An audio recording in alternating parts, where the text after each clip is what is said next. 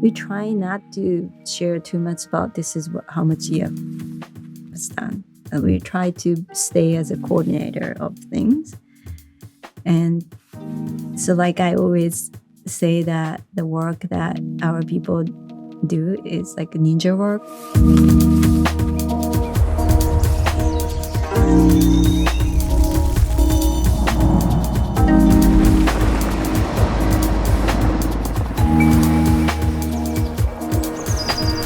Welcome to the Regeneration Will Be Funded. My name is Matthew Monahan, and in this series, we're exploring the intersections of regenerative finance, technology, and our living planet.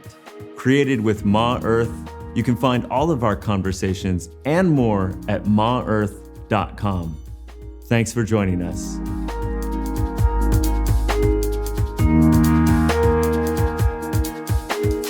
Welcome. Today's conversation is with Aya Miyaguchi. Aya is the executive director at Ethereum Foundation. It's crazy to think what it would be like to be the ED at Ethereum Foundation over the past several years, going through the wild ride of crypto and Web3 space. And Aya tends to be a bit more behind the scenes. So I was really excited for this conversation to hear more about what it's been like for her lens and perspectives. She talks about how she brings different aspects of her Japanese upbringing and philosophies into her leadership style. We discuss intuition, subtraction, legitimacy, the nuts and bolts of how Ethereum Foundation works. I also ask her what it's like to work with Vitalik, and we reflect on the merge, this huge transition from proof of work to proof of stake that the Ethereum protocol successfully completed last year. This conversation happened in Mangaroa, New Zealand in March 2023. I hope you enjoy it. Aya Miyaguchi. Welcome. Today we have Aya Miyaguchi, who is the executive director of the Ethereum Foundation. And Aya, you just told me that you don't love titles and that you often go by eclectic dreamer as well. Thanks for being with us. Thank you. Thank you. Happy to be here. Thank you for having me. What does the eclectic dreamer do? I have to be eclectic for to do our job. So it's actually very fitting more than executive director because I guess it's more of my ways to delegate work to others and then more like setting the vision and guiding them under principles. So I do, I guess I do a lot of different things, but that's more like I'm dreaming this vision of Ethereum that I have, and also I believe, people share. And creating the culture for us to head to that direction. And your journey is so fascinating to me, to go from public school teacher to the head of the most arguably important organization in crypto, the Ethereum Foundation. How does that happen? So people think my background is a little bit, very unique or different or crazy almost. To me, everything is kind of aligned. As a teacher, I was a high school teacher in Japan, and in Japan, the job is pretty well recognized and then acknowledged. But I did see teachers don't really explore, you just graduate college and then become a teacher, and then students call you sensei, right? And then you're respected. But I was questioning that the world we were living in as a teacher was too small for us to educate young human beings, because it's such an important role. And I have studied I had studied abroad before that, and then so I was able to share my students about the world, and then you should go outside of the world at least once in your lifetime. It's a small country, island country, and then they can't really know everything just sitting there. They can learn things online, but it's different from having actual experience. So I was telling my students, you should go outside. Like it's just there's so much you can learn. So a lot of my students did, and then also part of me was feeling jealous that like I wish I had that mentor when I was a lot younger. Yeah, so I thought I actually loved teaching, and then I was told that I was born to be a teacher. But I thought that, okay, I was confident enough at some point I can always come back, and that would be only like better if I have more experience outside. So I didn't really plan much, but I just went to the US. But then I thought that, well, for me to stay there and then have more experience, I needed to figure out getting a job, and for that I needed visa. So I decided to go back to school, and then I thought education is something I already had enough experience. So I went to get this business degree, MBA, which was really not my thing, still not my thing. But I did learn because I was in the Bay Area. I got to learn this side of business that there's more like sustainable way to run business, or you have to think about this like social, financial like issues that are like if you don't think about those, you don't really get to be successful in any business. So that mindset was something new, and I thought, okay, that makes more sense to me. So my focus was more on that side, and then things like financial inclusion, microfinance. And then I met crypto. Back then, it was mostly only about Bitcoin. And so in a way, I was lucky, and I joined Kraken when it was about to launch. And Kraken's a crypto exchange. Crypto exchange, one of the oldest ones that still exist. And then it was good learning experience. A lot of new technologies kind of started with those new coins, or like Litecoin or Bitcoin, or like other things. So I was able to witness how like Ethereum was born, and then Kraken was actually the biggest supporter of the launch of Ethereum.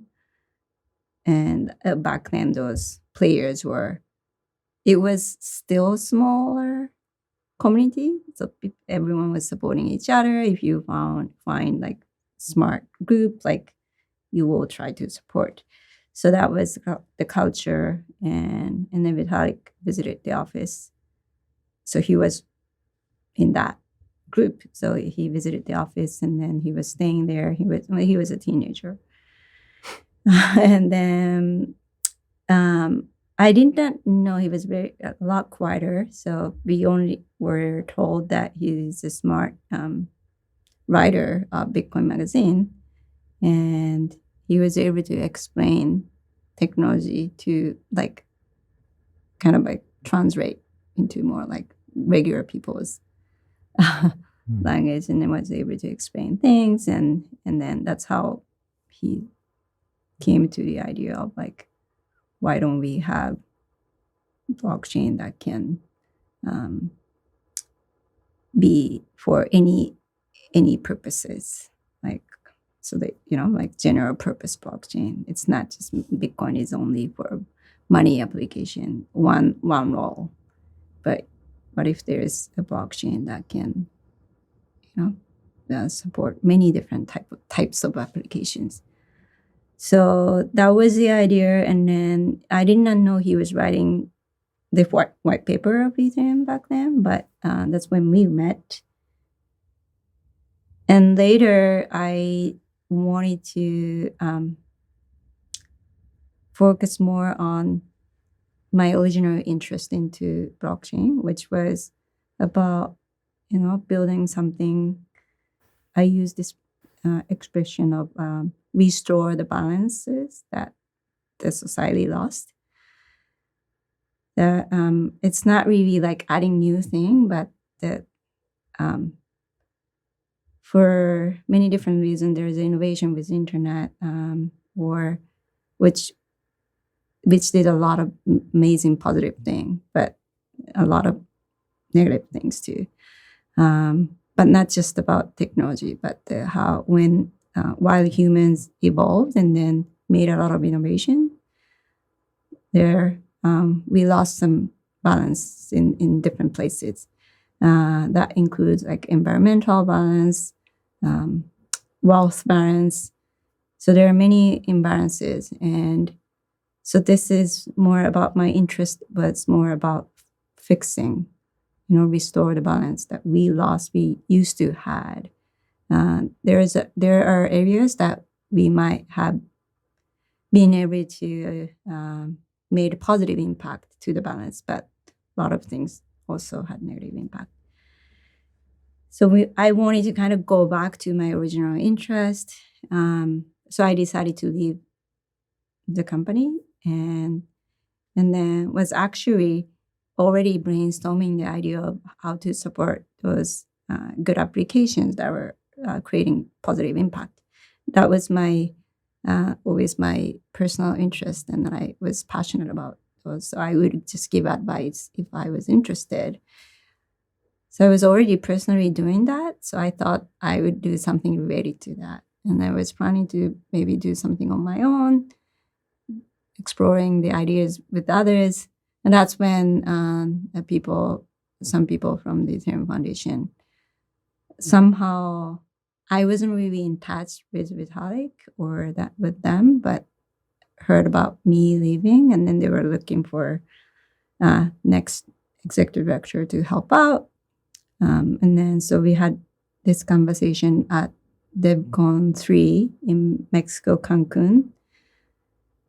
And they asked me to help. And then I said, I'm happy to help. But I wasn't really,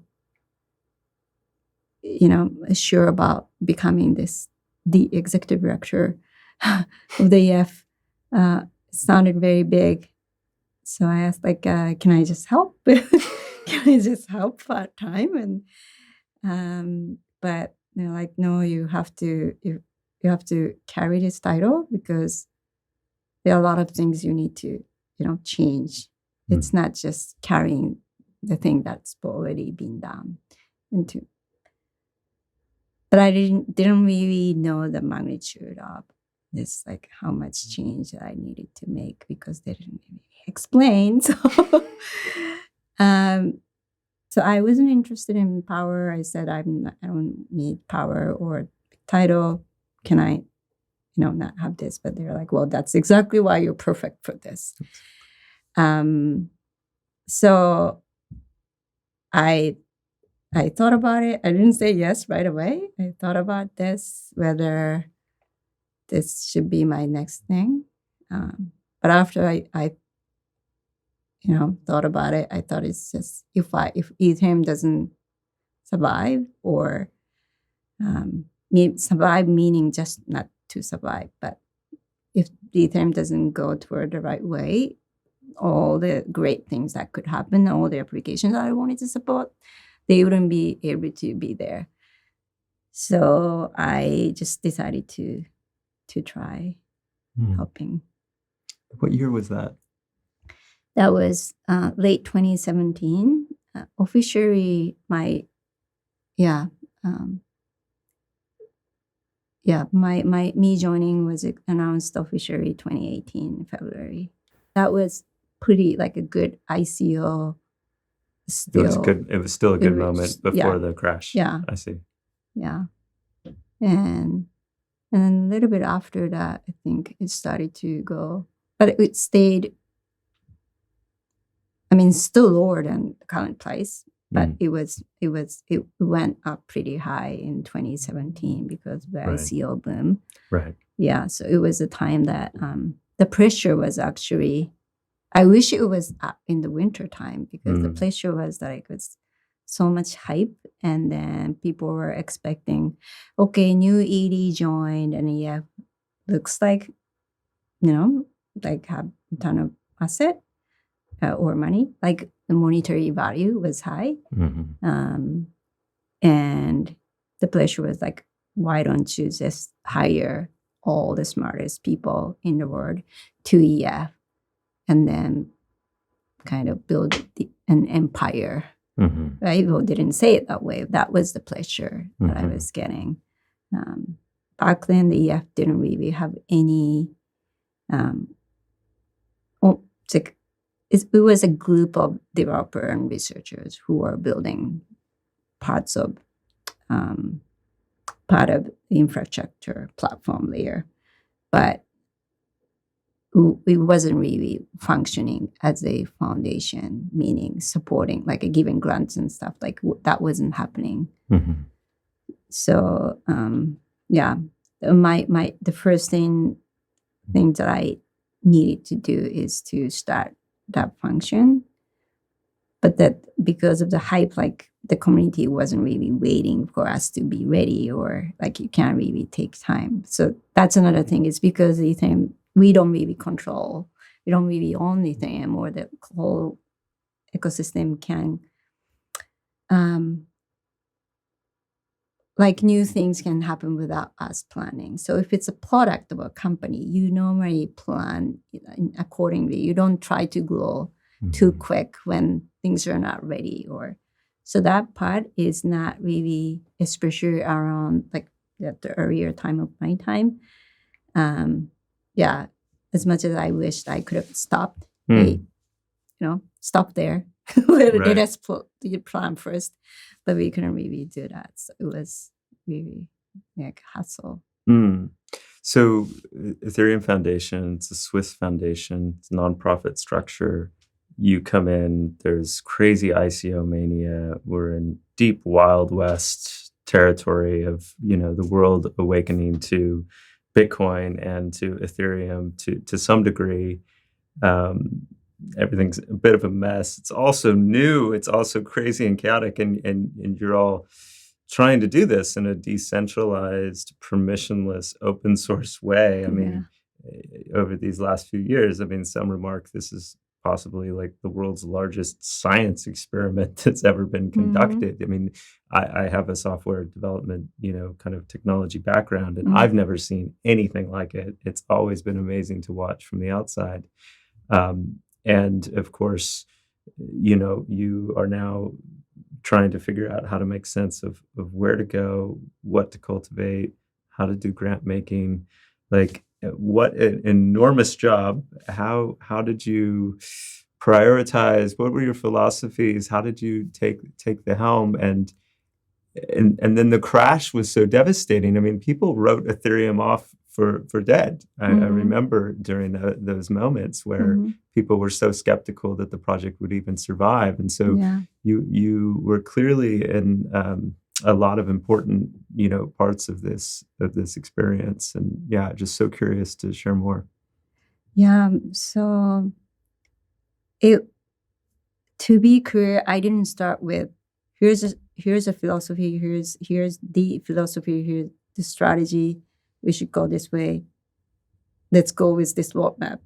I did it more like very Ethereum way, meaning like Ethereum Vitalik didn't have a concrete plan of everything. There's only the vision, like things like proof of stake, maybe we can talk later, was already set at the very beginning, but how we get there. There was no, but it was more like just let the community receive this image and then just watch how it can evolve with everyone's involvement. It's very permissionless. So that's like permissionless is not just about the technology part. There's a culture of like, okay, let's get all the smart brains to be in the same room and then see how we can work together. But for the EF, the one thing I think I relied on my intuition a lot. I had to because I felt like I didn't have anything else. That people did rely on, still do rely on my intuition. And it's really not very psychic power. Like intuition is actually, you have a lot of experience. And then growing up in Japan, we are very much trained to be intuitive from the very young time. Not always positive, but we always are trained to be considerate or care about what other people think. There's an English expression, you say read between lines. We have expression called read the air, right? There are not even lines, but you have to read something in the air. So when someone cannot read the air, we say, oh, that person can't read the air. So at that point, you lose some respect. So when we're, like, for example, a group of people are having a conversation, and then someone just interrupts, and then just, like without watching whether others are interested, and then just keep talking, and that's when we call out. If you don't even call out in front of the person. So basically you get trained to be very intuitive about like what's happening around you, right? So my intuition is it's very much like this processing a lot of data in my brain in my own ways, but I didn't have to explain how it worked until I joined EF for this title. But now, like now a lot of people are relying on this intuition. Like I need to be able to explain what that means and then what I am doing. And then our people, so I had, some smart people around me, and then they ask questions. So why do you make decision over this decision?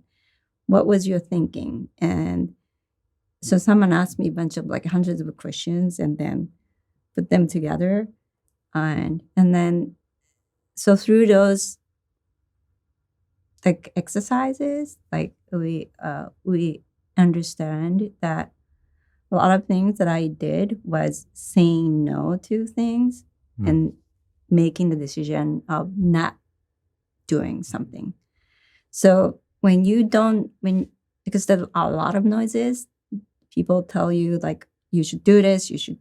And then it looks like you have a lot of money, and then why don't you do this? Why don't we do this together? But a lot of things are intuitively like that don't look like aligned with where we want to go. And then you have to say no to it. And then not making things happen is very important.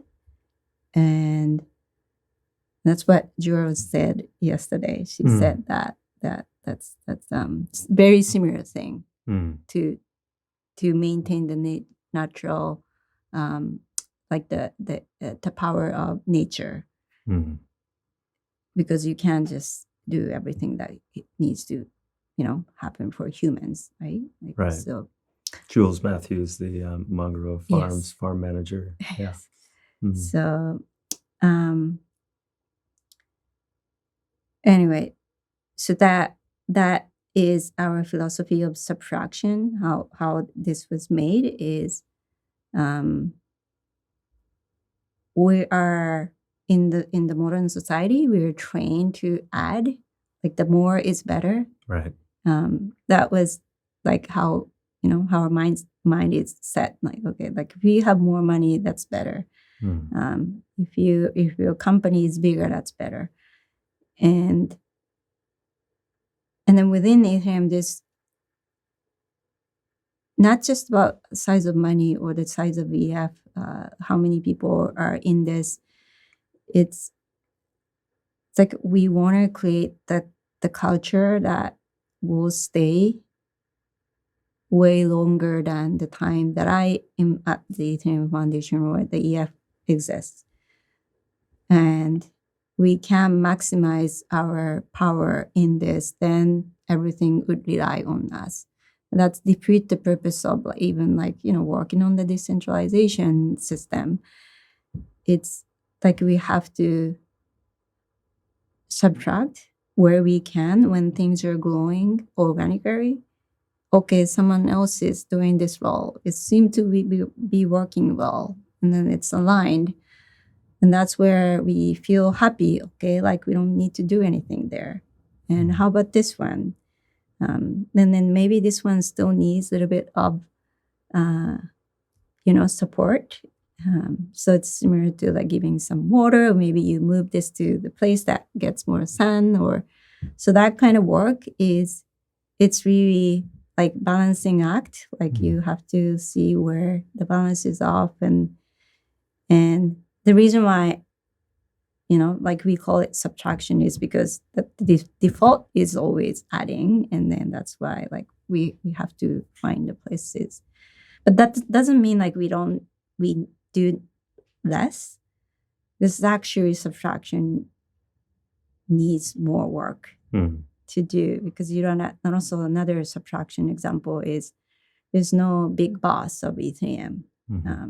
Like there's no CTO who is managing everything and setting the roadmap, and then tell people what to do. That's not how we work. And it's probably harder for a lot of people to understand because a lot of blockchains function that way. How Ethereum works, and also,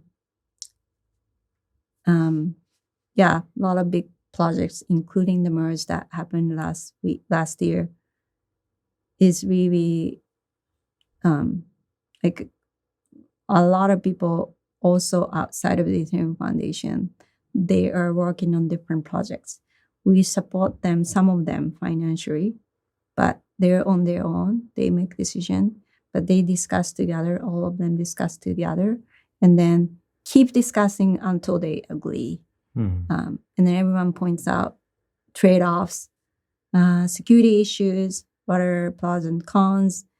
And that's what scientists call emergent consensus, is that the consensus is not, it's not, a set way to get to consensus, but it emerges into consensus. But you don't give up. You keep discussing until everyone agrees. And that's the culture and then you do it openly. So Bitcoin comes along, creates this blockchain revolution. Vitalik, as a teenager, recognizes that there's an opportunity to create something more general purpose and births this idea of Ethereum, so that we can do more things than just purely store of value financial applications, on Bitcoin. And it's built with this ethos of decentralization, openness, permissionlessness, and a portion of the ETH, the token on that protocol of the Ethereum protocol, is allocated to the Ethereum Foundation. But rather than being the boss of which direction the Ethereum protocol goes, it sounds like you're really there to tend the garden of Ethereum and to nurture this ecosystem, and to try to not only subtract the amount of activities that you're doing, but also subtract yourselves from even being needed at all. But obviously this is you can't just flip a switch and these things turn into something overnight. Like it takes time to nurture and to build and to grow those types of communities.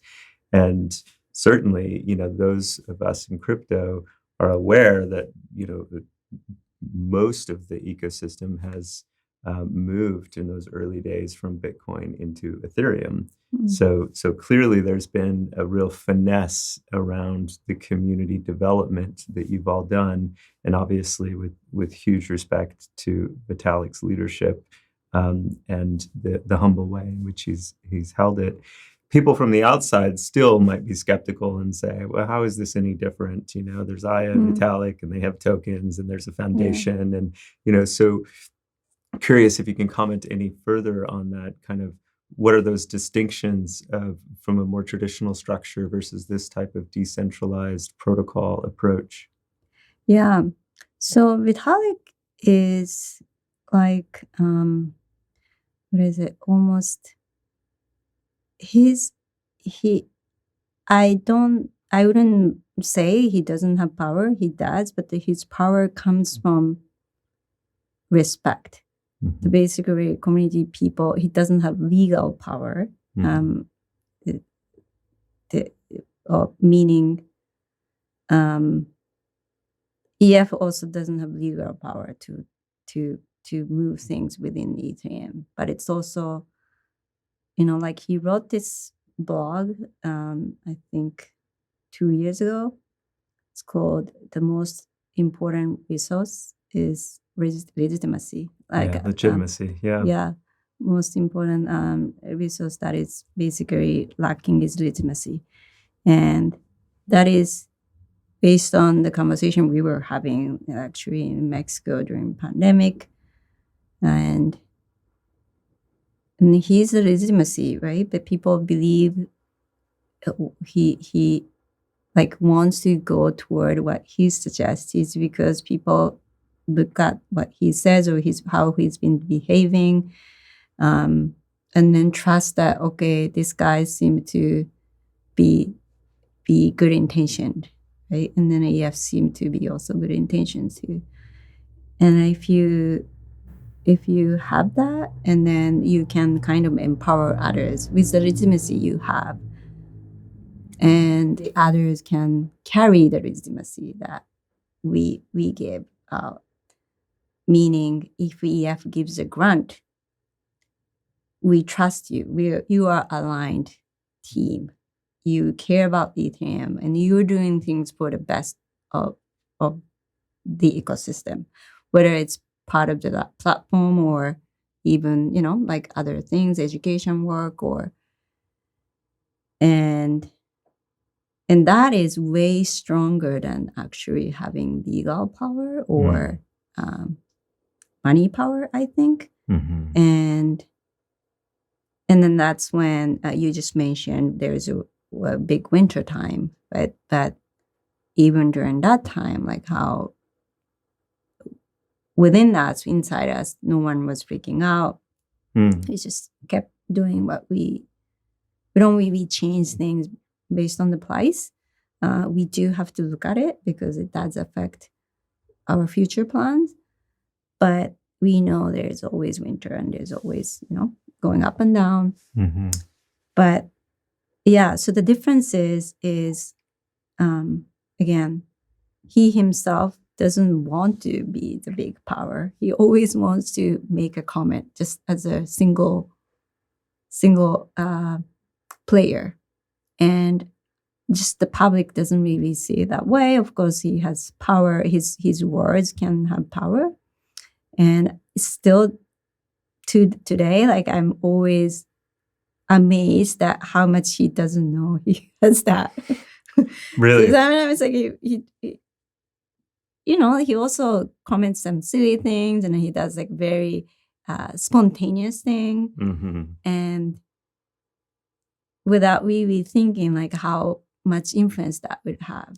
Yeah. And then I always think it's like one day he just decided to send billions of amount of tokens to India, right, during COVID time, or just decided to donate to Ukraine, or it's more like it comes from his own pure curiosity and this is passion, like empathy, and it's not strategically thinking like how this would do something like X would do Y Hmm. a lot of times.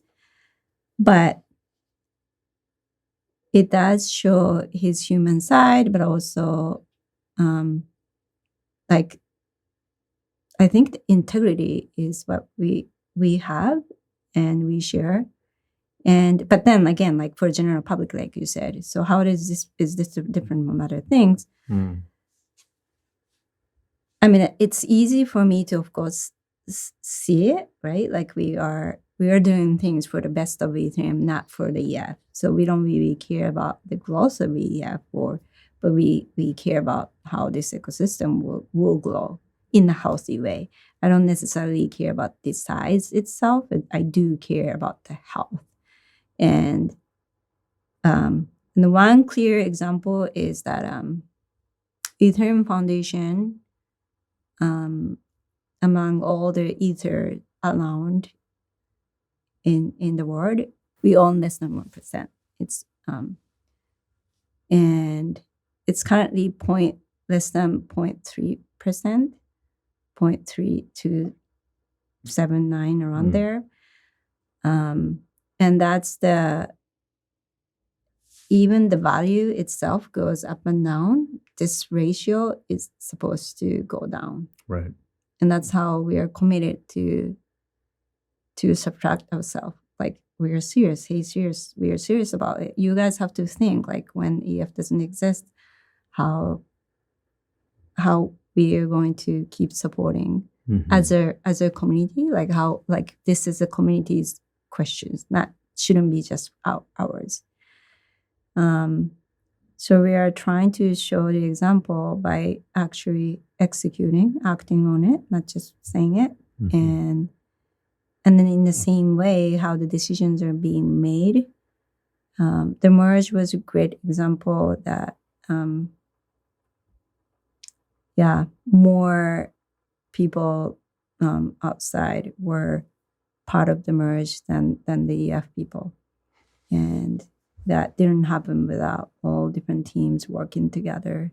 And and then the number of clients with diversity won't be want to care. So we're supporting many different clients. Is the software you need to use Ethereum.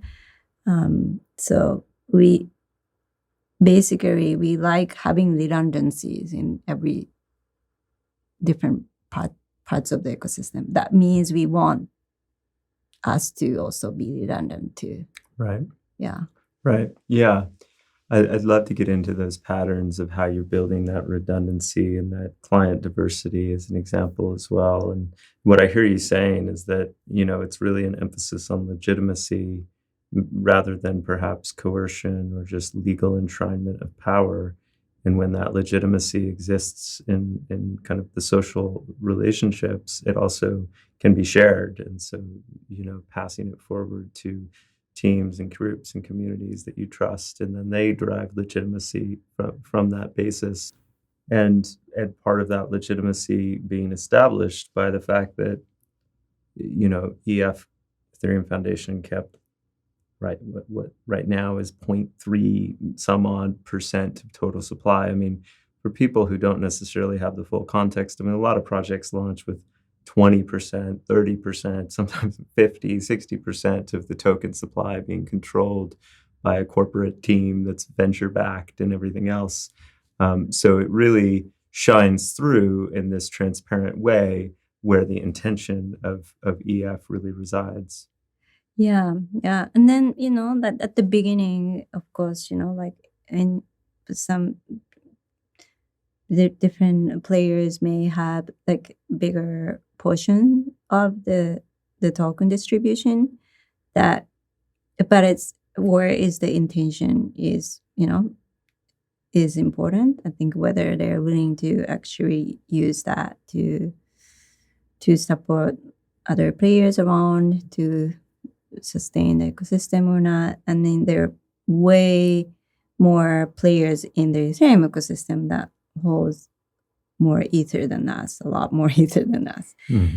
And but are they necessarily supporting like the ecosystem. So that's, yeah, it's an interesting topic, but I think it's just easy way to see, sometimes looking at the number shows that. So, well, yeah, in 10 years, that the number will be smaller, definitely. Yeah. Hopefully the number will be smaller in 10 years, says someone in crypto, not a usual quote. And so you joined when there wasn't necessarily a grant-making function, and you've brought that to life, and it sounds like it's in service to the health of the ecosystem, building redundancy. Can you share more about how you've set that up, your philosophies, and how you're administering grants? Yeah. So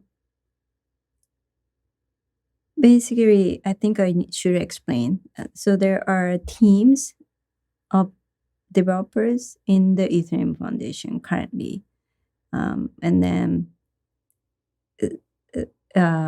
examples are Geth team, which is one of the clients' teams, or Solidity team, which is Solidity is the main language of Ethereum smart contract. And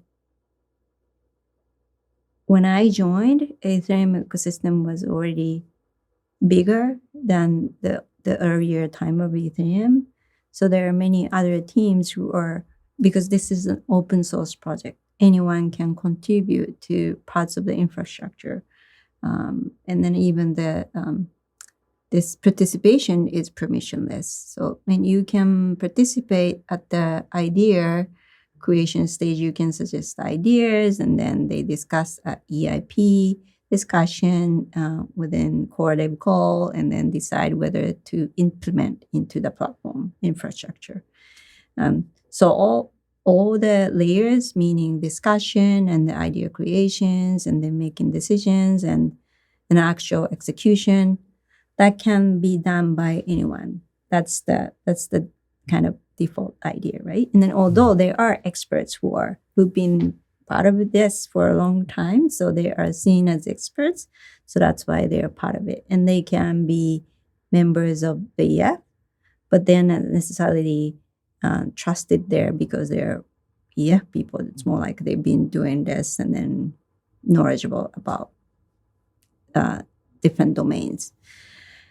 And then, so when I joined, the EF people were getting paid as part of EF teams, but teams outside were not like, didn't really have ways to get funded. So it wasn't really very fair structure. They would have to, already someone rich can fund this or start a project. But so naturally, like, we needed to create this function, and then grant giving is, like, if you have money, you can just give up, but it doesn't really work that easy way. You have to first, like, know that whether the team that is building whether the project itself is actually important piece of the infrastructure. And if we think that is an important piece of infrastructure, and then we look at whether they have they're supported by someone. If they're already supported by someone, they don't really necessarily, it's not a competition, right? Like, we're happy not to support if something is running on its own. But if they need support, we will assess and then check the alignment of values. We do have these, like, 3 principles at the Ethereum Foundation. One is stewardship of values, and second is long-term thinking, and the third one is subtraction.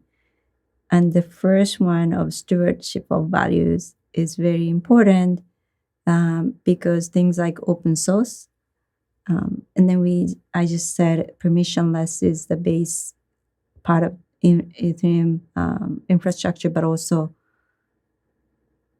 the way decisions are made, or the way like participation is permissionless. And so how much a team is aligned with those type of values that kind of exist in the Ethereum culture naturally now. Mm-hmm. But it's our job to maintain that for the long term. Mm-hmm. And then by us empowering, like again, giving piece of legitimacy we have, like people can look at the project and then see, oh, how they're doing is a good example because EF is giving legitimacy. That means this project is also legitimate project. So by doing this work, we are not just giving money, financial support. We are doing the work of showing examples. And then in Ethereum, we don't really, again, have the right to kick out anyone, or we don't want to kick out anyone. Like anyone can coexist. And then we are hoping for us to have natural cleansing mechanism like nature has. If someone does something too much, there's a collection, organic collection that happens. That's ideal, right? Mm-hmm. And how can we help that to happen is to really, again, this work of giving piece of legitimacy and then show examples, and these are good examples, and that's it's not easy to do, so it does take time and more work to do. And we try not to share too much about this is how much EF was done, and we try to stay as a coordinator of things. And so like I always say that the work that our people do is like ninja work, like hidden ninja work. Totally. Yeah, you have to do a lot of research. You have to like talk to people and then see whether what they say is really true, or if their actions are actually aligned with what they're saying, or so do a lot of those work and then make decision to give. So like, but I'm very confident now our people are doing a great job of checking that alignment, and it seemed to be working great. And then we done a lot of work in Latin America last year because that was our focus until DevCon Bogota. DevCon is a big Ethereum event once in a year that the EF organizes. That's the only event that, or used to be the only event that EF organizes. That means we try to let others organize anything, right? Like you can create any ETH anything. We have an ETH NZ Discord. Yes, exactly. And then we're happy to support those if they need help, and then just let them do their own things and in a different local ways. But that's still the hidden ninja work. Sometimes it's needed for either to empower the right one, or show good examples, or actually incubate some good work to like become a sprout. And yeah. So you are evaluating and assessing organizations for the health of the ecosystem. You're looking at it through these principles of stewardship of values, long-term thinking and subtraction. You're kind of going about it in a ninja way, although it's very transparent as well for anyone that wants to. But you're not out there shouting for credit or anything like that. Yeah.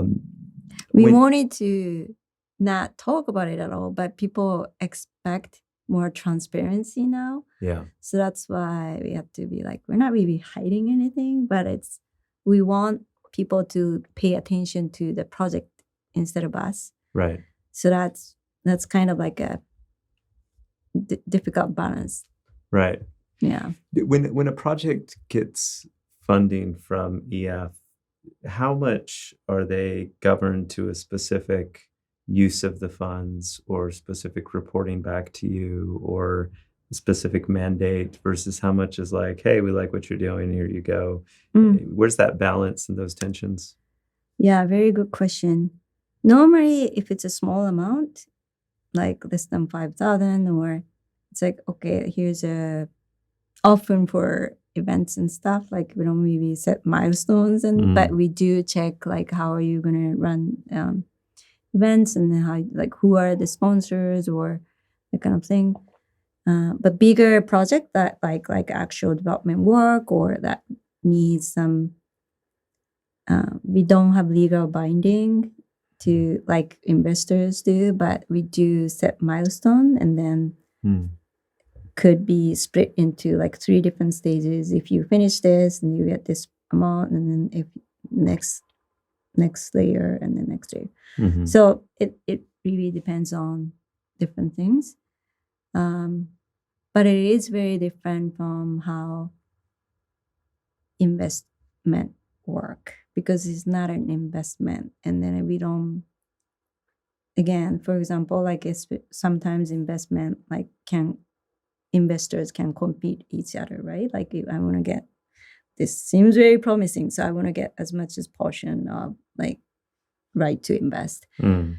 But if someone else is funding a project, important project, if you guys don't need me, that's great. We keep doing. So it's our decision is not really based on how much we can get out of it, but it's just whether an important project is supported or not, and how healthy they can stay. Like, can they contribute to the health of the ecosystem?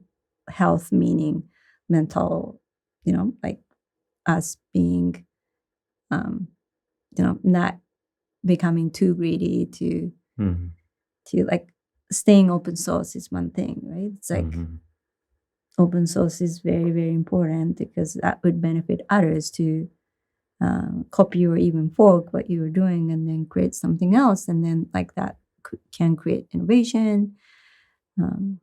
Yeah, so not everything is super clear and easy to push that, but yeah, we try to guide that.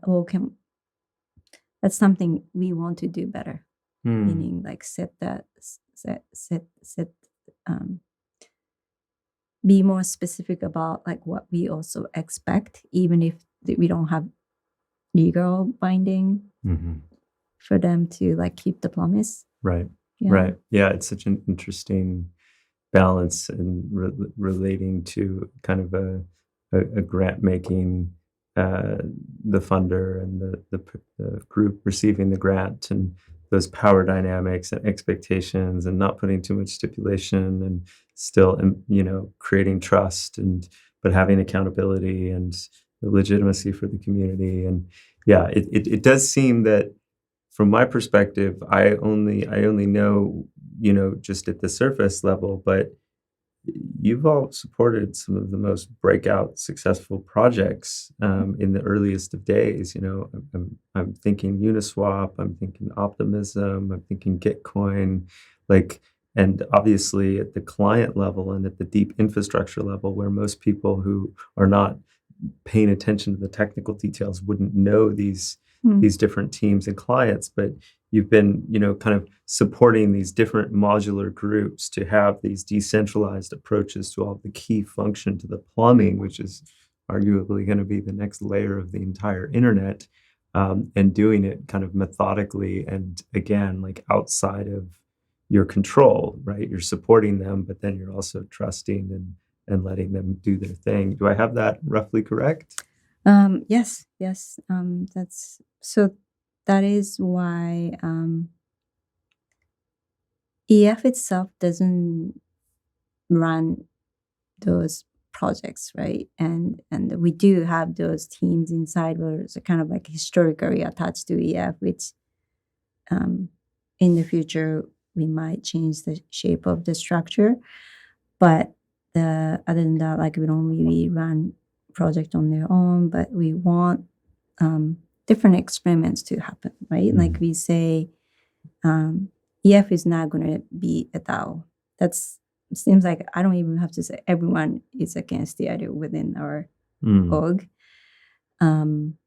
But we want different experiments of DAO to happen and then see how, like we can't take too much of a risk. Like, okay, let's be DAO. And then that would freak out the ecosystem. But we want different experiments to happen and who would seem to be a good player to try out or that kind of thing. And then, we haven't really done much in DAO other than we have funded a group of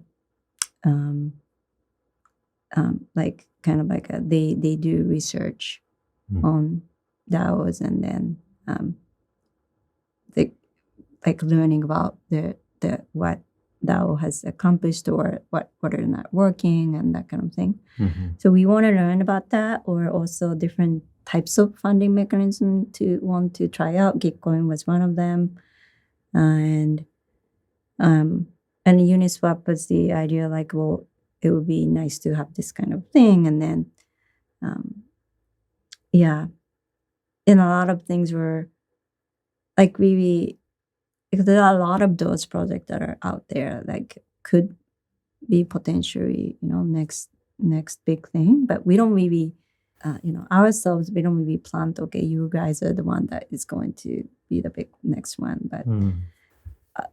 But trying to give us, a lot of autonomy to our grantees, but hoping for them to be a good example. And the ENS is also another example. ENS, Ethereum Name Service. Yeah, yes, Ethereum Name Service. If anyone have seen something, Vitalik.eth is to make these very complicated normal blockchain address to be simple. You can just type the name and then use it easily. Yeah, so rather than having 0x5893 be your wallet, I have like mjm.eth. And if you are listening to this and you don't have your .eth name address yet, it's probably a good idea to go get yours now. And that allows for people to send tokens or NFTs or other forms of these programmable value instruments without knowing that or needing to type in the 0x5. It's like the new domain name meets identity or email address for this crypto Web3 space. Yes. So that's like one of kind of like revolution that is what is blocking for crypto or Web3 or like to go to the mass audience. And that was blocking this 0x3, blah, blah, blah. That is like, my mom cannot use that. Right. and that kind of simple idea is always, the best idea to go. But that is a good example. There used to be a team in the EF, and the founder, Nick Johnson, his image and also our image, meaning from our leadership side, were aligned. He was willing to make it's a project, so they should become independent, right? And then he was willing to take that risk, take that chance to be independent. And then for a while, they're kind of like, doing their own things. But after they launched, it became very, very successful. And then, of course, because this was needed, and then everyone is using it. And now they're fully independent. They can, and it's also sustainable. So that's a good example of a team kind of, I don't know, we don't like the term graduation, but kind of like, like going out there and then we're happy about that, them becoming independent. Yeah, absolutely. Yeah. I'm curious about, when I think about the mindset of a traditional business or a government, there's often kind of an enforcement or regulatory lens that, well, we have to hold certain degrees of power in order to remove bad actors or to stop, abuses, and that's our responsibility. And the architecture of Ethereum is so much decentralization and openness and permissionlessness that people can do things that you can't necessarily stop while still adhering to your core principles. And so you've somewhat abdicated that responsibility or let go of that ability. And it sounds like you're choosing to emphasize, we were going to give legitimacy and support to the things that we think are aligned with the values and that we think are healthy in the ecosystem. I don't know if you get this criticism much, but it could be, levied that, well, are you taking enough responsibility for all of the scams and the different abuses of Ethereum and blockchain that have happened, and the regulatory, workarounds, so to speak? And how do you think about that, and how do you hold that pressure? Yeah. So I think it's at the highest level, we're more optimistic, or I have faith in humans, meaning the idea of blockchain itself is, whether it's Ethereum or anything, that normally you trust a bank to, it's a trusted bank, it's a big bank, so they should be able to like maintain my asset like in a safe way. And then they hide their system, like how the government, like they hide the system. That's the way of being secure. And that was the only way of being secure up until Web 2. But it's the whole concept of Web 3 is, hey, if we share everything to the public, that's actually the most secure way, because no one can cheat. And when someone is cheating, we can see it. So that's letting it go already in the core part of the technology. It's that yes, because of that, we are giving up on like being able to correct the things within our control. So are there scammers or not? Yes, there are, unfortunately. And then but I want someone in the ecosystem to like, we also have to keep asking those questions, but it shouldn't be just one organization controlling everything, and that wouldn't be sustainable. Like, I can't be here forever. I'm not going to be here forever, and Vitalik's not going to be there forever. But we still need to figure out, it's kind of like a big team together, and hopefully like the whole planet, like we're a big team together. We have to figure out, like, even like climate change and then like those problems, like we're now, holy shit, we have to figure out as a whole team. But we never work together as a whole team, and then that's why we are not really trained to work as a whole team. So like letting go of, like, instead of like rely on central powers, including governments too, like it's just that not really being anarchist, more like how do we let go, but still you govern, right? You're still responsible, but we have to change the mindset. Like we have to shift our mindset into different models of governing things. So we still do think, I still believe that we have responsibility to maintain the health. Like, so we think about, oh, how do we take care of these, like, tackle these scammers issues, right? We get this question, we ask these questions, and we have Ethereum.org. Should we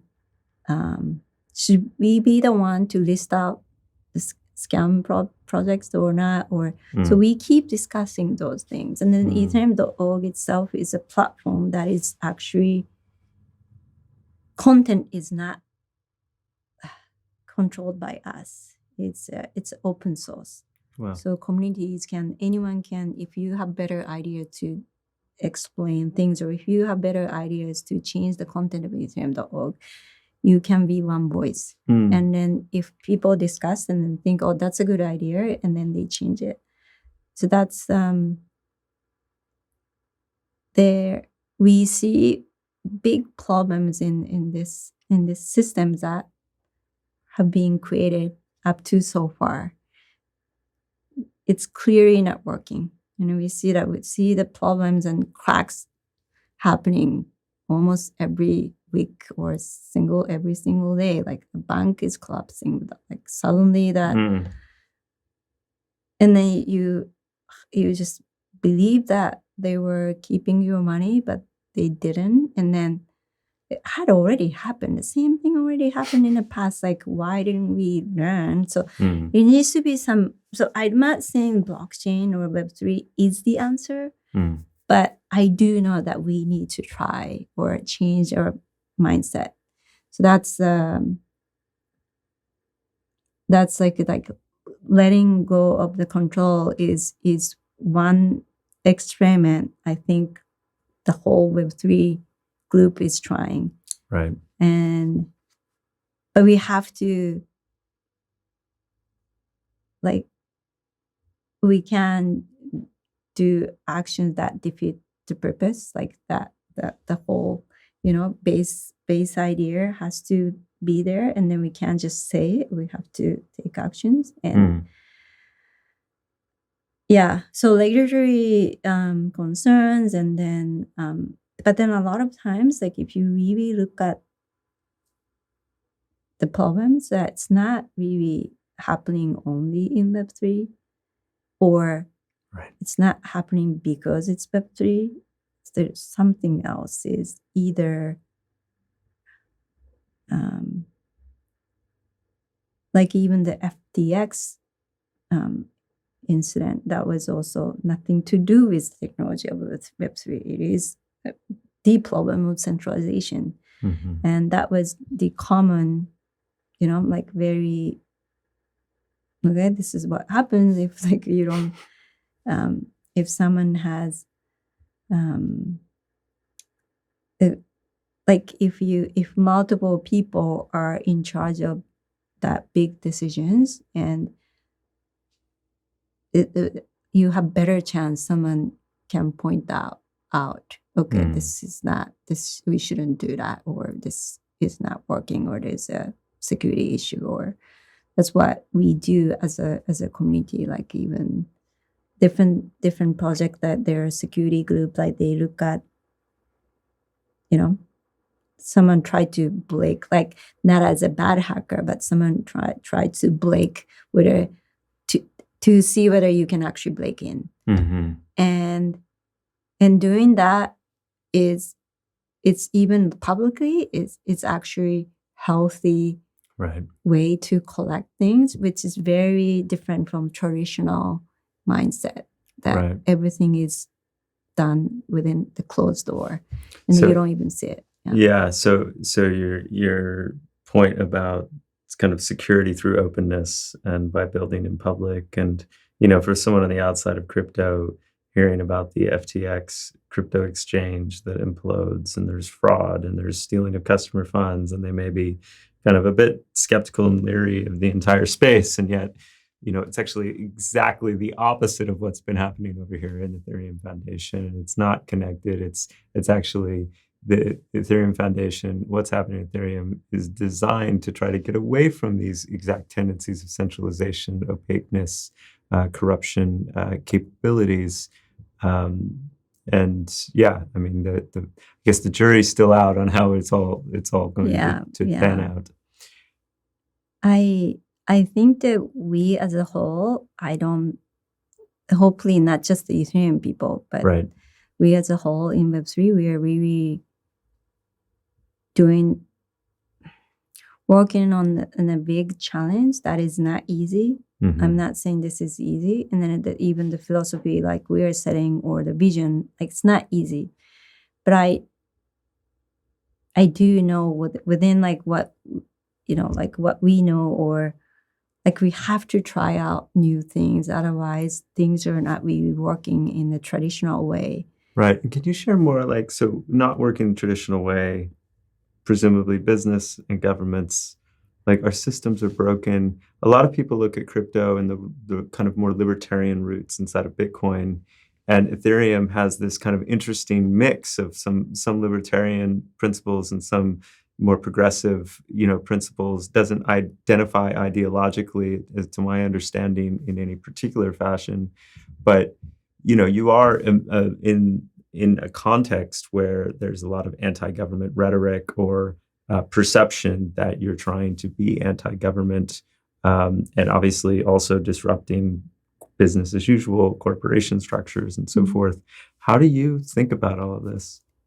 So I'm not anti-government. I'm not even I think good leadership should exist, and it does work. But even with good intention leadership, there's a level of responsibility that you can carry meaning. For example, in ancient time, how we human did transaction is like, I give you my apple, and then you give me your banana because I want banana, and you happen to want apple. And that's how the transaction work. And one day someone realized that, I trust you, right? I trust you to give me your banana because you're right in front of me, but maybe I can trust who you can trust.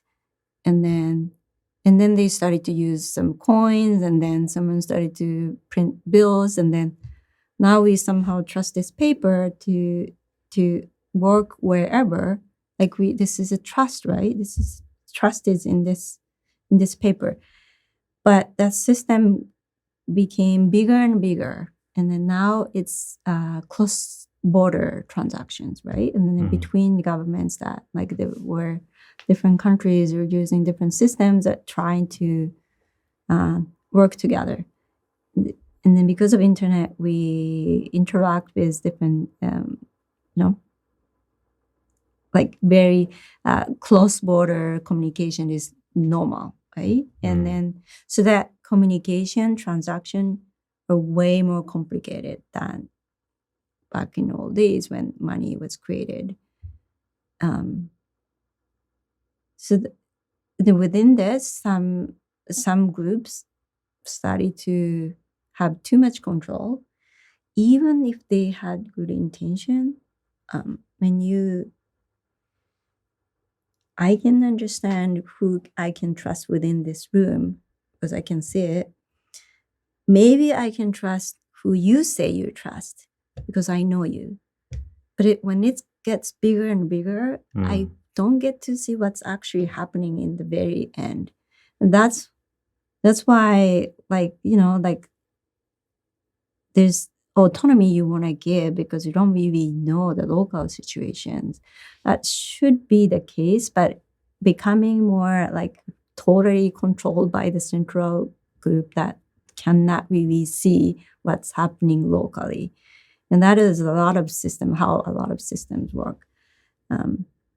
Even if the central power has really good intention, humans can make mistake or misunderstood, and then even with the help of the internet, that is creating friction. And then also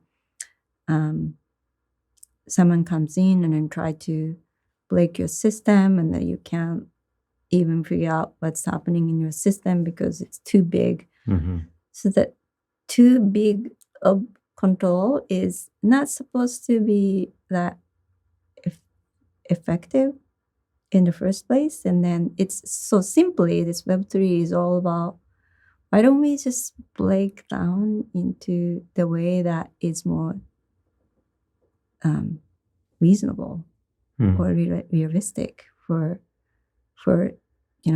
human-made system to be able to govern things.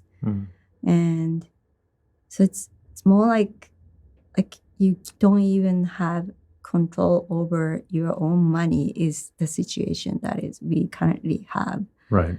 And the same as places like, we've been seeing that for a long time, even in Argentina, why people are passionate about this technology. They've been living in this inflation waves many times, betrayed by whether intentionally or not, betrayed by the system many, many times, and their money just became no value one day. And so this is, for them, this is like life, like a game changer technology that they have to be part of it. So they have strong passion to change their life. And so I always am a huge supporter of these emerging economy, are kind of like they have different creativity because they have to, it's a survival for them. And we can learn a lot from them. They can come up with like interesting application ideas. But so to me, this is all about like bringing the power back to where it should be. Right. Yeah. Right. It goes back to, I guess, when you started your journey to bring balance to the system. Yes. I want to ask you a bit about proof of stake and the merge. So Ethereum was founded on proof of work system, which uses a lot of electricity to create the consensus that underpins the protocol, drawing from the work of what emerged with Bitcoin. And at the time, that was really the only proven model and a breakthrough. But Vitalik seemed very early, very staunchly to maintain this vision that eventually, don't know how, and I know there were a few different routes along the way of explorations, that it would migrate to a proof of stake system. I pinned him down actually at a conference he came to in New Zealand, and he was sitting in the corner, and I, had this funny experience with him where he was kind of paying attention to the people coming up and asking him questions, but kind of answering like 15 different Reddit threads at the same time. And I asked him about it, and he was so clear that proof of stake was going to happen and be a part of it, and that the environmental consideration was a key part of that design criteria. And I felt so much more confidence in Ethereum in that moment, because I felt like here is this humble leader sitting on the floor in his unicorn t-shirt at this conference, where there wasn't a consensus around that Ethereum needed to necessarily do this. Some people believed proof of work is proven, don't mess with the system. And now, many years later, it's finally done and live and successful. And I mean, from my understanding, wildly successful, because this huge upgrade that happened to this platform that has trillions of dollars of value transacting on it. I mean, if you mess with the machinery and the plumbing underneath, it's a little bit scary to do that flawlessly. With tens of thousands or hundreds of thousands of people tuning into the live streams. I remember being up in the middle of the night, kind of going into the merge and watching from here and seeing people at the Ethereum Foundation sitting on the ground at their laptops, just casually doing the final testing and so humbly holding it. This is such a remarkable accomplishment, a story that will probably be told much more in the future when people recognize the magnitude. How did it feel? What's your perspective on it? Did I do justice? Please correct me where I missed it. Thank you. Yes, you did it. You did a fantastic job. I was kind of like becoming emotional. It's been a while since the merge, but I feel,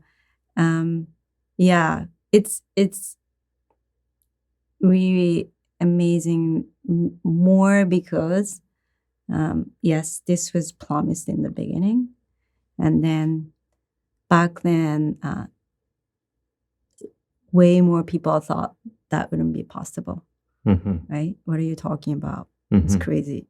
And because basically miners, as you explained, the original proof of work, which is still being used, is by Bitcoin and others. It's their model is basically miners are the one that are securing network.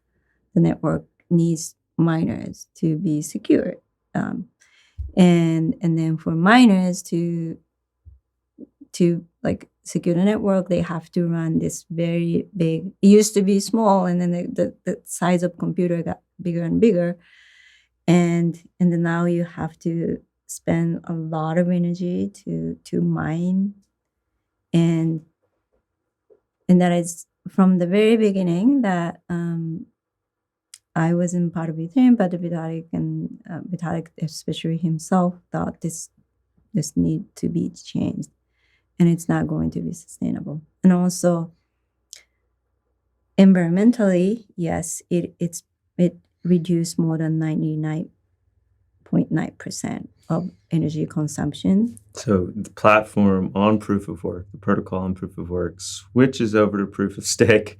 This giant switch, 99.9% reduction. Yes. 99.9% reduction in electricity usage, cited, and I believe this is true, the largest decarbonization event in human history that we've ever actually witnessed. Yeah. Well, I mean, I don't know if you should take too. I mean, first of all, like crypto was spending that much of energy, so it's more like okay, like just to bring it back to zero it should Right. be our responsibility, right? Right. So Taking responsibility for its carbon footprint. Yeah, but how it works is really not really like reduce. It's more like shifting the system into the way it was relying on electricity. Now it is not, and Right. like why don't we not use electricity to Right. secure the network? So all you need is basically your just you do still need a computer, but it can be the size of your laptop.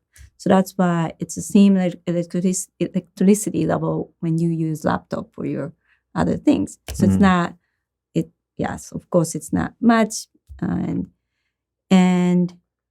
again, one is that environmental, like I don't know, like again, like maybe we shouldn't take too much credit, but accomplishment is yes, we did make that happen. We meaning as a whole ecosystem, not just EF, but that it wasn't just the EF part, was the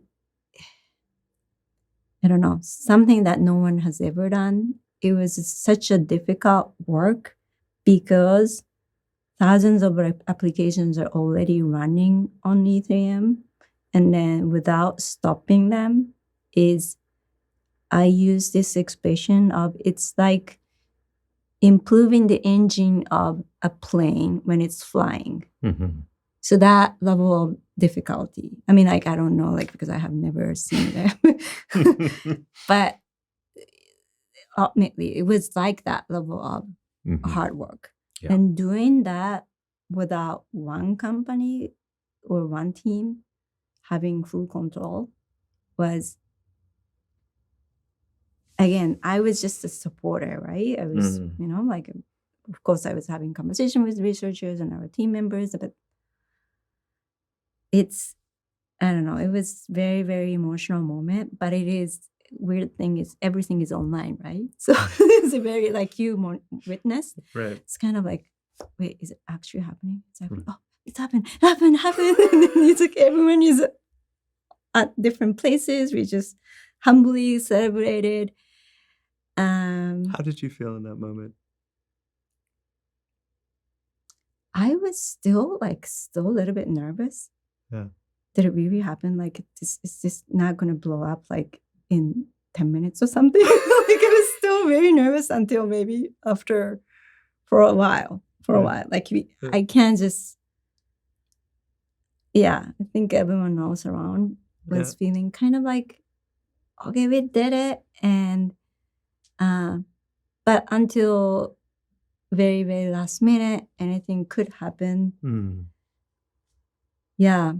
It's kind of like the plane was flying with thousands of passengers and someone went and swapped out the engines, but there's actually no one in the cabin. There's no pilots.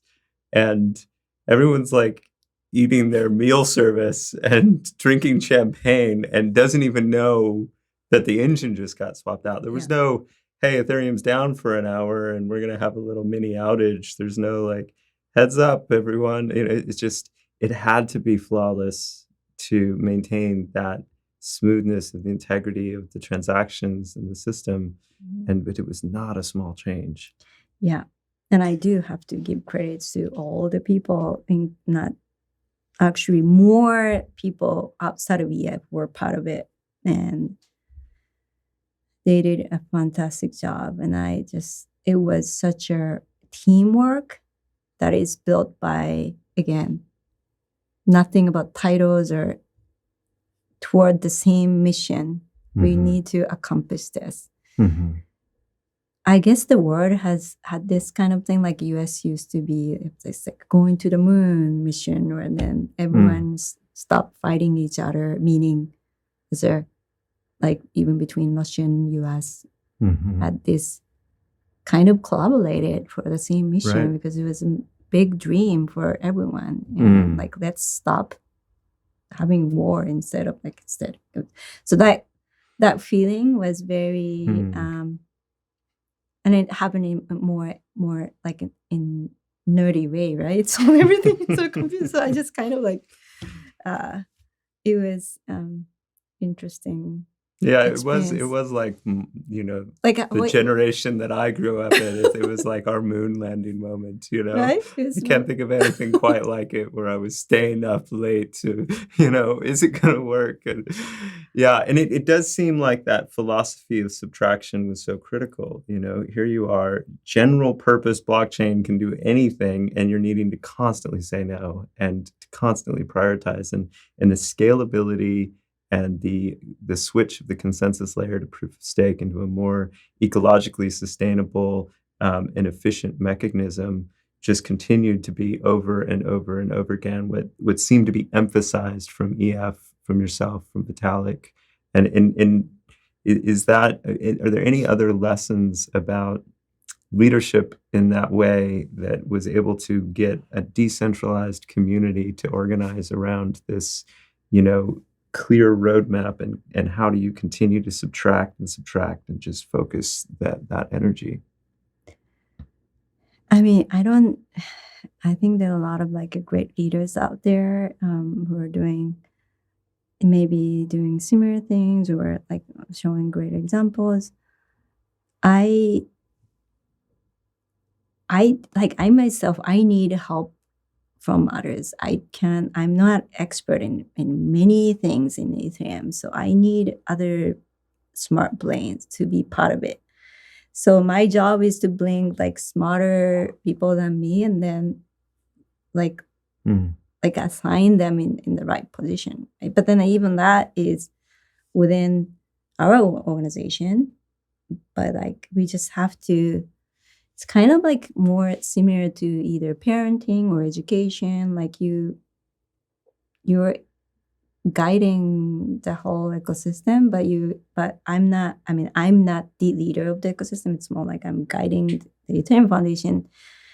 But I trust, I do care about who to be in this organization, because it's not just about the talents, but it's not for everyone. This work is, again, like hidden ninja work. It's like sometimes it's not best fit for everyone. So I do care about who to be in our organization, and then guide them with the principles. But after that, I stay kind of like, confident that they would try to make the right decision. Sometimes they might make mistakes, but my job is not to freak out too much. And then sometimes even like a lesson you can learn from a mistake, but hopefully the mistake is not too big so that you can correct. But so that is, I guess, you need some patience there. Letting go is that. But luckily, I'm not good at everything, so it's like naturally I can't do everything, so I have to let go of my power. But also, at the end of the day, like making myself redundant, and then like let others own even the to lead different project is, it's in the end it's a good thing, because at some point I have to leave, or I have to, like I won't exist in the world forever. So that's like, I think a lot of parents feel that way too. Right. And then again, it's like long-term thing. So Ethereum has made mistakes where like hiccups happened, right? It's in the history of Ethereum. But long term, it went toward the right direction. That's why the merge was able to happen. And it's so try not to freak out for a short time is I think it's very important. And luckily, I think I had that in me because of the culture that I grew up with. And then I learned that from my parents, and yeah. Are there other philosophies or values or concepts from the Japanese culture and your upbringing that we haven't talked about that you've found particularly poignant or important in this work?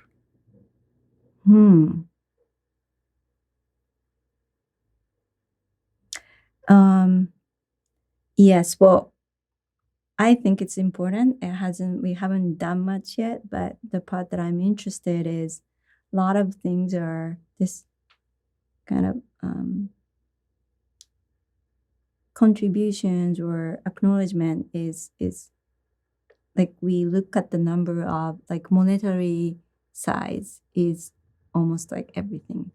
How much you're getting paid is like kind of attached to how much you contributed or how much you are acknowledged, or and it becomes part of your confidence, or that is something that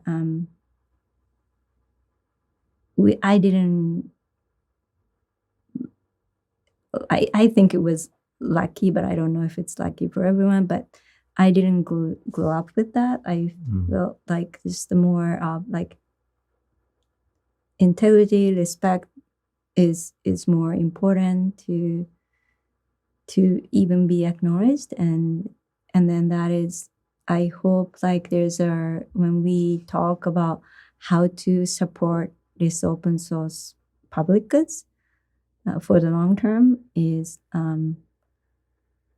I hope that we will see more innovation in that. Like, how do we like supporting, meaning like, well, just the size of,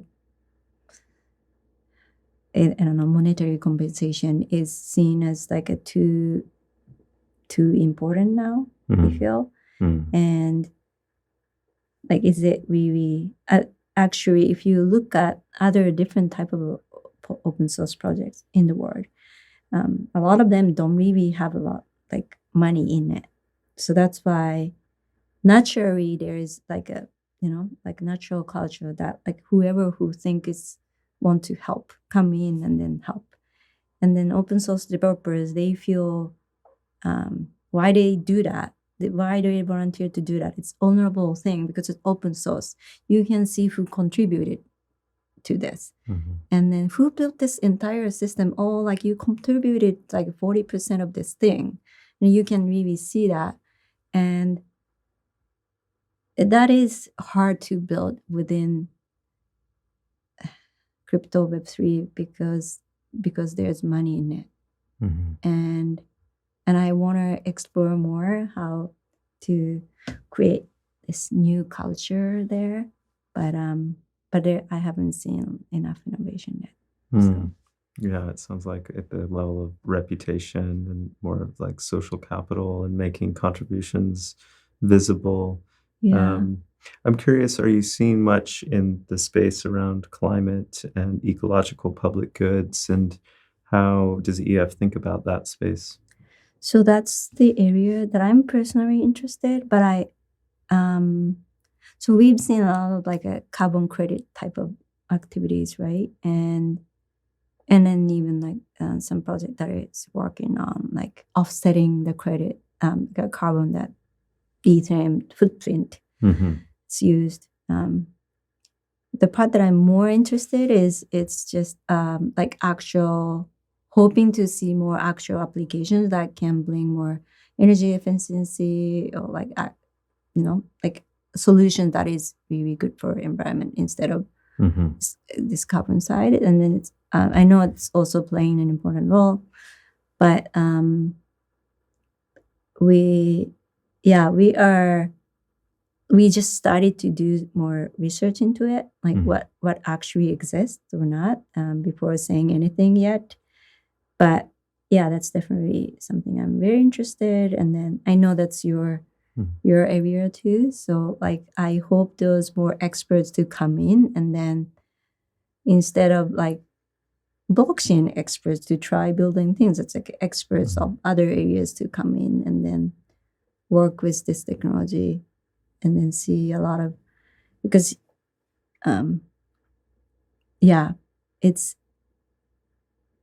it's not an easy challenge, but so we need all talents in this field. And then but I do have a good feeling that's like a lot, interesting things are happening, but more on smaller scale, local side. And then still, I don't really care about the size. And if like a lot of climate things are environmental thing is very tied to local situations. Right. And then like I learned things about New Zealand local situation yesterday, and then the challenges are very different place to place.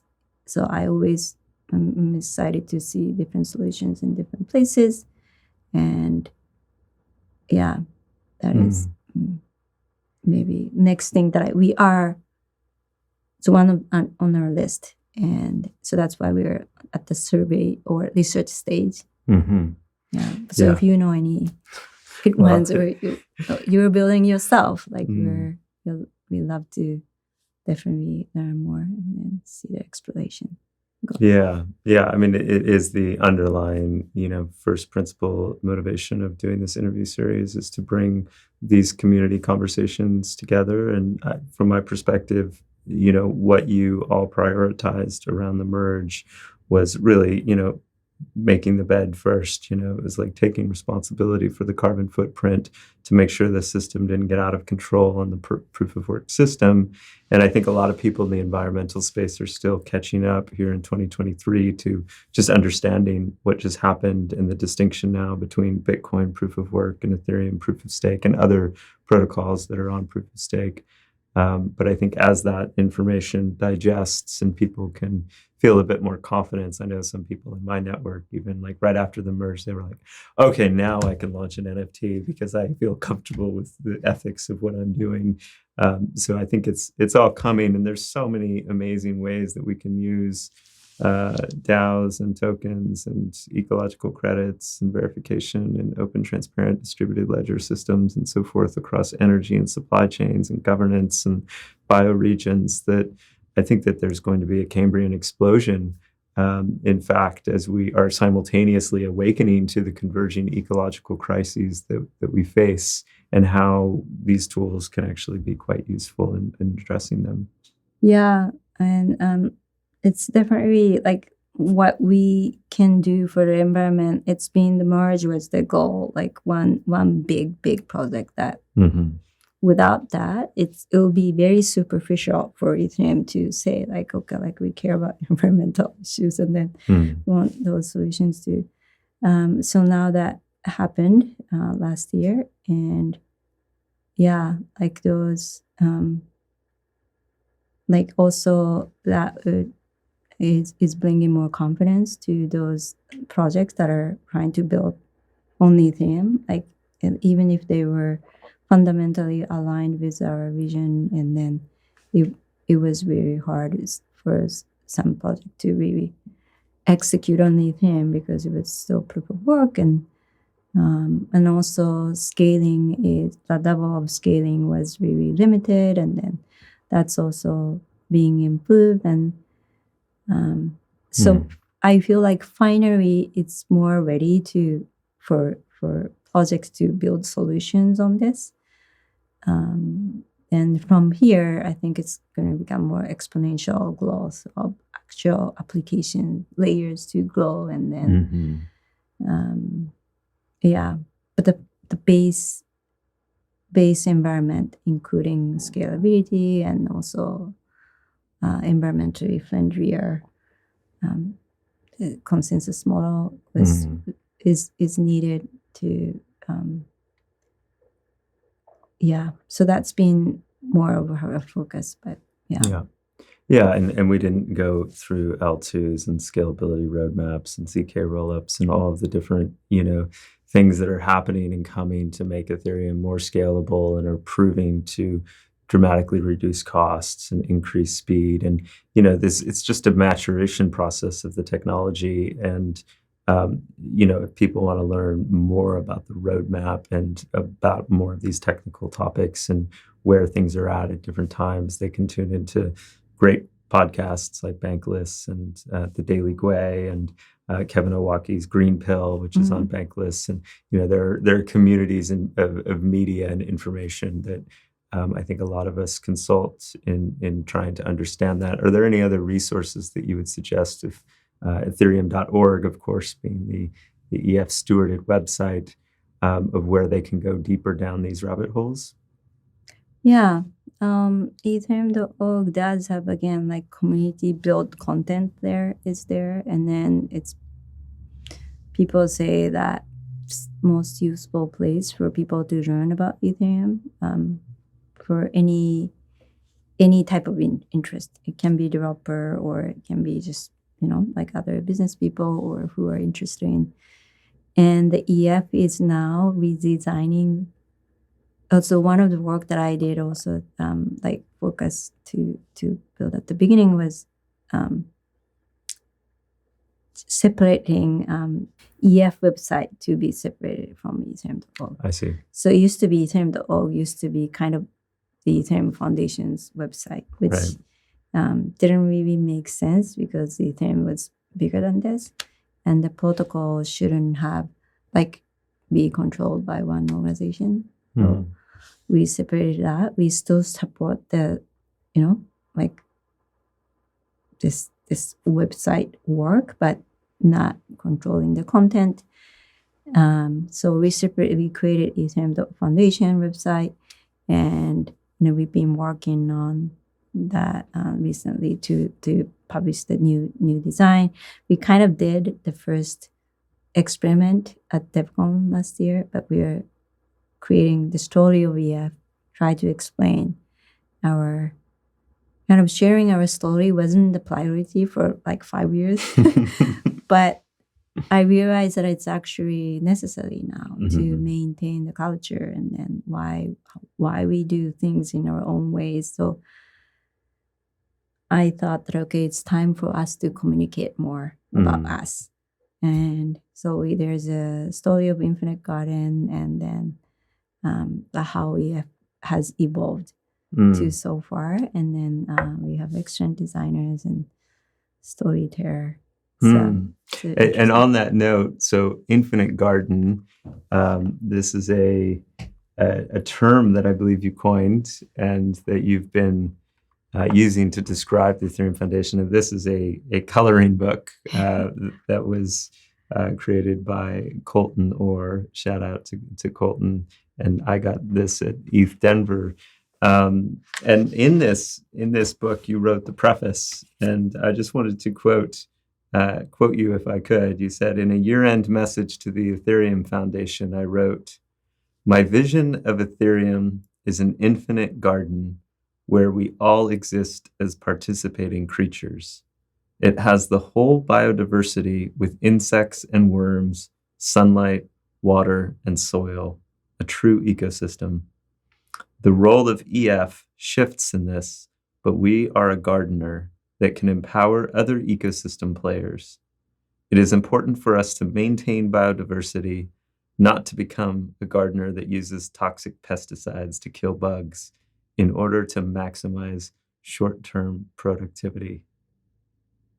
Yes.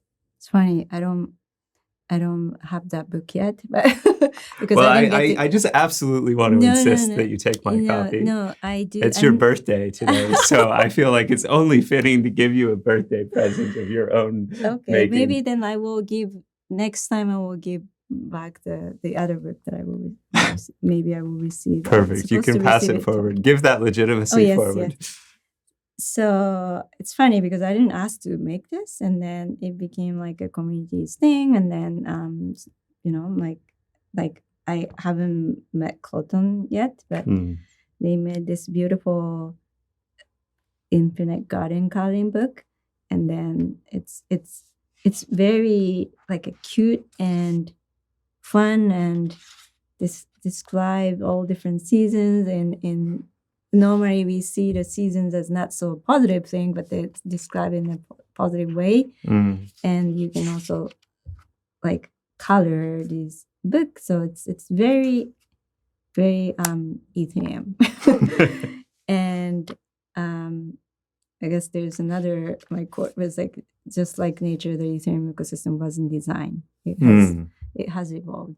So it's that's why I use the word garden, but also especially like this more like biodiversity is if you kill everything just because you won't grow one thing, this is not going to last for a long time, or it doesn't create good produce, right? It's just the experts know this, and then so you need all different creatures inside for the whole ecosystem to stay as an ecosystem, and then we often tend to forget that, like figuratively, but it's also like it's kind of metaphor that I use because we don't really try to kick out anyone, but there's like a kind of natural cleansing mechanism. Sometimes maybe someone tries to dominate some space, but then like that's not a cool thing, and then so don't do that. Is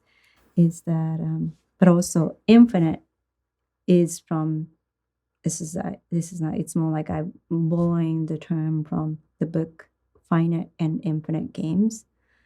Brilliant, very simple, beautiful book. James Carse, like the author is James Carse, unfortunately he passed during COVID, but finite games are the games that you see normally, the games someone wins and the game ends there. But infinite games are the games that we play to continue the game. So if you imagine like kids playing soccer or football, right? And then they just want to keep playing because it's fun. And they don't really think about winning. It's just like they want to keep that attitude or the mindset is something that I think, I thought Ethereum is, that's the beauty of what I see in Ethereum. Like we like this. This is like a very fun, interesting game. Well, fun is meaning it's serious, but it's like there's also playfulness, and then we're playing this together, and then we want to continue this. So it's not a zero-sum game. Like we're actually, like positive. Adding positivity into this, and then we keep playing together, and that's why we share, and then it's open, and you can use what I built, and then you can improve it, and that's a good thing. And so that is something that I want us to maintain. And then when I read the book, Stuart Brand recommended the book, and I'm very fortunate to have he's like, I don't know, we sometimes communicate, but we invited Stuart Brand to DevCon in 2018 in Prague, and he explained what, like, kind of like we wanted to learn from those early time of internet, Web Zero time people, because they had similar idea. Internet was for freedom. And it kind of shifted or changed over the course. And I think that's the game was originally infinite game, and it became finite game. when it came, like, I'm not saying Web2 was all bad, but there was a lot of the good innovation also happened over the course. But didn't we lose the fun part of this playing game together part? Yeah. So these people are something that I believe that we can learn a lot from. That's why I try to maintain the communication with them, and I talk to Long-Term Foundation often. That Stuart has. But anyway, it's not Stuart's book, but he recommended it. And later, when I wanted to describe what it is, what I want Ethereum to have or maintain, and that was actually 2020, and COVID was happening, and I just thought that I read the book again. I said, this is like a Bible, and then the infinite players, they don't have title, and then the rules change, or like you can change the rule. There's not set rule, and I couldn't find anything. I don't even need to create new book. Like, this is the book that I think it's like our Bible. So that's why I wrote the message, hey everyone, this is how I believe. Like, and the garden is again, because it's like naturally evolved, and organic growth is very important too, as much as possible. But we still need sometimes some gardening work to not to destroy anything. It's more like to help maintain the health, and then so that they can to empower them, or they can use the glow on their own. And so that was the image. And then again, this is like, it's very beautiful. This is very Ethereum, like someone just decided to create this beautiful book. Totally. And then they printed, and Well, we'll put a link in the show notes to where people can find both this book as well as the book that inspired the term finite and infinite games, and all the other references that we've made through this conversation. I want to close with just a question about, what do you see as the most important work to be done next? Well, I'm very again, the merge is done. We feel like, okay, now we can really take time to focus on what's very important. And the most important work that lasts, that create long-term result, is it also takes time to accomplish. So we don't want to rush, but at the same time, I do see this maintaining the values that Ethereum has is really the important role for the Ethereum Foundation. And I feel that more strongly now that, hey, there are other groups that can actually fund and give financial support, but we still carry this piece of legitimacy, and then we need to send this to others so that others can help spread that.